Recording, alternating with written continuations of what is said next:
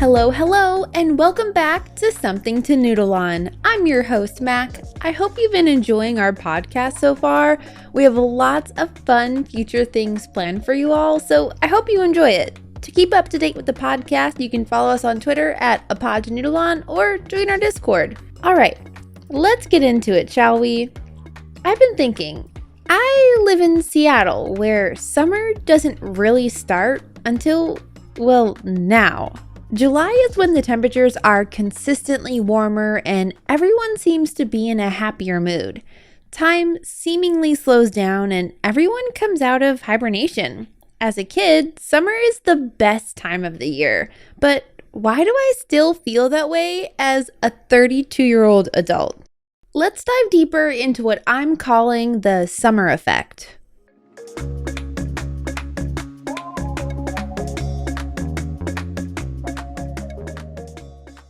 If you live in the northern hemisphere, then June, July, and August are typically your warmer months, the months we deem as, well, summer.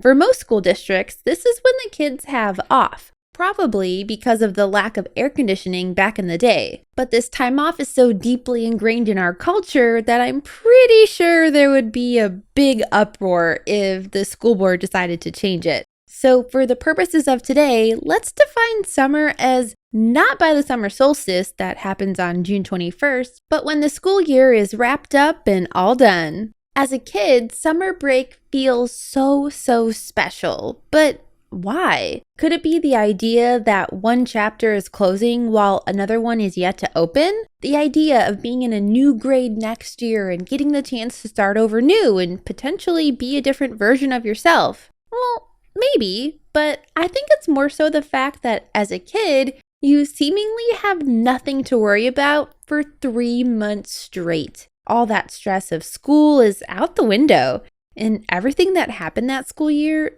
really, honestly, no longer matters. You have 60 days to do whatever the hell you want, and that feeling feels good. For some, you might have memories of your parents filling up your summer to-do list, whether it be with chores, summer reading, or heck, even summer school. I've been through all three of those scenarios, but for me, the most memorable childhood experiences came from summer camp. For me, being enrolled in camp was the pinnacle of school is out and summer is here. Now, my parents divorced when I was really young, so as a single mom who has to go to work every day, during my younger years, my mom would send me to day camp, and I loved it. I've been a camp kid from preschool all the way to my freshman year of high school. We got to do fun things like go mini golfing, go go-karting, enjoy water parks, and once I got into the older grades, I got to go on weekend trips and camp in Wisconsin. Some of my favorite memories include spending the weekend at Camp Unalaya or even a couple of days at Rock Cut where we would sleep in tents and then get to go to Magic Waters afterwards. Those days were my favorite. I could honestly say a lot of my core memories came from this period of my life. The Park District would also hold day camp during school break, so my mom didn't have to take off work for childcare. For me, summer brings back those memories of going to places that seemingly were only reserved for warm weather days. I looked forward to being enrolled every single year, which has me thinking, why, as an adult, am I still excited for summer if the option of freedom honestly doesn't exist? Is this the effect summer and warmer weather just has on us? I mean, think about it. As adults, we don't get June through August off from work. Hell, that would be really nice if we did, but that isn't what our society agreed upon. So if we don't get the same time off, why do we still get those I can't wait for summer feelings when, if you think about it, summer as we defined it, being out of school, is technically all year for us. Forever and always. I mean, once you graduate, of course. Maybe that feeling of starting fresh is still ingrained in us. Sure, we aren't going from one grade level to the next, but maybe summer activities alone keep us feeling refreshed. If warm weather means more beach days, more hikes, and mini golfing with the kids, then maybe we should just associate summer with time spent with family. This could be the case for some, but my family wasn't the let's all get in a car and road trip kind of a bunch. Yet, summer still felt magical for me. And as an adult, it almost feels like time slows down once June or July hits. Why is this? I mean, the beginning half of the year is filled with holidays and family gatherings and surprisingly, a lot of birthdays. Why is everyone born in March and September? I mean, come on, for real. But then once June hits, we ask ourselves, when the hell did it become June? The first part of the year seems to go by so fast, and then summer seems to go by a little slower, and then fall and winter, it's gone in a blink of an eye. Is that because in June, July, and August, we actually stop to smell the roses? When we notice how quickly the year has passed, it feels like you have all the time in the world to get the projects you have done around the house completed, and then bam, you don't. This year, my focus was getting the backyard finished. When we moved into this house, it was literally just a pile of dirt. We got grass put in, pavers installed, and then it was time for my favorite part, gardening. However, we had to wait until the weather conditions would be just right. So in the meantime, we had our seedling starts and some peat moss ready to be planted when the weather got warm enough. The only problem is it all depended on us building the garden beds. It felt like we had so much time to do it while we waited for our little seeds to sprout, but then here we are. It's the middle of July. Guess what's not done?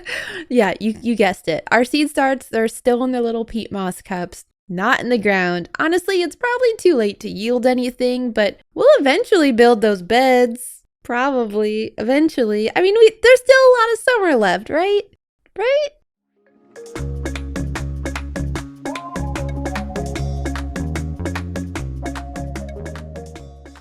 But what about all the people who live where the weather is warm most of the year? If we just said warmer weather equals more activities, and these activities may lead to those summertime fuzzies, then wouldn't they feel them all year round? I like to think the answer to that question is no. While for most areas, the warmer weather does bring more people outside, and if you live in a warm climate, then one can only assume that summer is probably even warmer for you, maybe even triggering you to stay indoors during these months. Maybe for them, their summertime fuzzies are happening in the spring or fall when it's still warm but the sun isn't actively trying to kill you. However, I do think this is straying away from our original point. Why do adults still get excited about summer? Could it be that maybe there's more time to travel?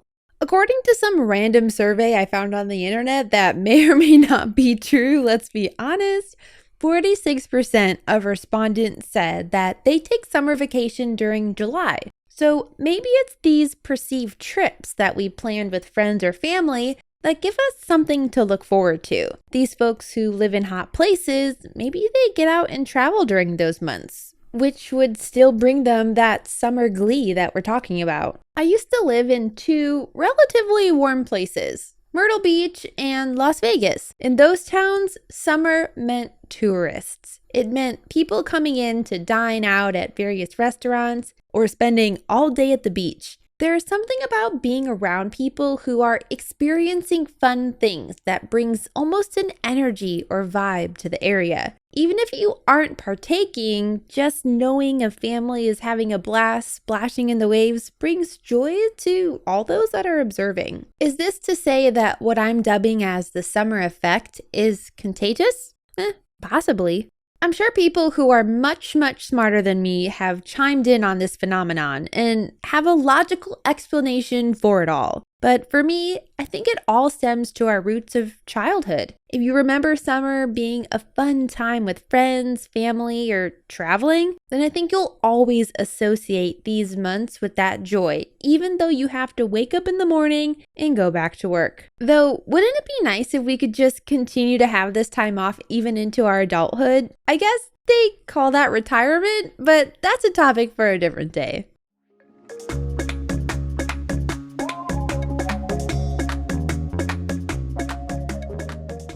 Before we wrap this episode up, I wanted to include a new segment that maybe we'll add every once in a while when an episode feels a little shorter than other episodes. Earlier today, I asked y'all on Instagram if you had any advice you wanted me to give or any questions you wanted to ask. So let's start a new segment I don't know what it's going to be called yet. We'll figure that out later, but let's answer some of your questions. Actually, this question here seems really fitting for this episode. This person asks, what tips do I have for a high school freshman, especially one going into co-ed for the first time? All right, so it sounds like you've been in one school, maybe an all-girls school or an all-boys school, and now for the first time in high school, everybody is in the same place.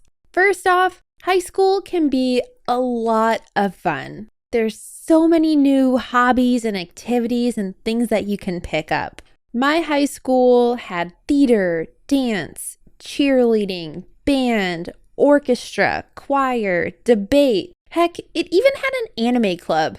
I highly, highly, highly recommend you take on at least 2 clubs. I say this because this is a great way to meet people that are interested in the exact same things you are. I went to a fairly big high school. My graduating class, I think, had some 600 students or so. The entire school probably had over 2,000 students in the entire student body. It's impossible to know everybody and really easy to feel very, very small. However, if you're in a club or a group where you're with people that like the same things you do, it feels a lot less small. For example, if you end up joining anime club, then you're probably with a bunch of nerds who also love anime. Also, the term nerd is not a bad thing. I'm a nerd. I like anime. So you're with your people who you can be weird and geek out with, and you're not going to ever feel embarrassed. I recommend joining at least 2 clubs because that way you have friends in different circles. For me, I did stage crew, which is part of like the theater area. And I also was in orchestra. And then I also joined, my high school had a radio station, which I thought was really cool. So I did that too. So I was in 3 clubs, but I met so many amazing, fun people that a lot of them I still talk to today. Starting a new grade, especially starting high school, can feel really, really scary. But just know all the other freshmen feel the same thing. Even though they might be too cool to show it, I promise you, they're also a little nervous about starting their freshman year. When it comes to talking to people from different schools, or maybe even someone who's a different gender than you, if you're not used to conversing with them, it might feel really weird and strange at first. But my go-to is always finding common hobbies, which is why I suggest joining clubs, because those clubs are probably co-ed. So you'll get tons of experience talking to people that you normally wouldn't talk to, but also have the same things in common as you do. If sports are more your thing, I would check and see if your high school had a summer sports camp. My high school had a summer soccer camp for all the girls who were interested in joining soccer that year. It's a great way to meet people from different schools, but still be a part of something that they know that you're interested in too. I only ended up playing soccer for 1 year, but I still had a lot of fun. I also ended up joining club swimming through my local park district because I felt like a club team was less serious and more fun than a high school team, which is another great way to interact with people of the opposite sex. I hope this helped you a little bit. Good luck in your freshman year of high school. High school was so much fun. I really enjoyed it. And honestly, I wish I could go back now knowing everything I know now, which is none of it matters. I promise you, it's gonna feel like every little thing is the end of the world. But once you get out, it doesn't matter. It honestly doesn't. Anyways, good luck and have fun.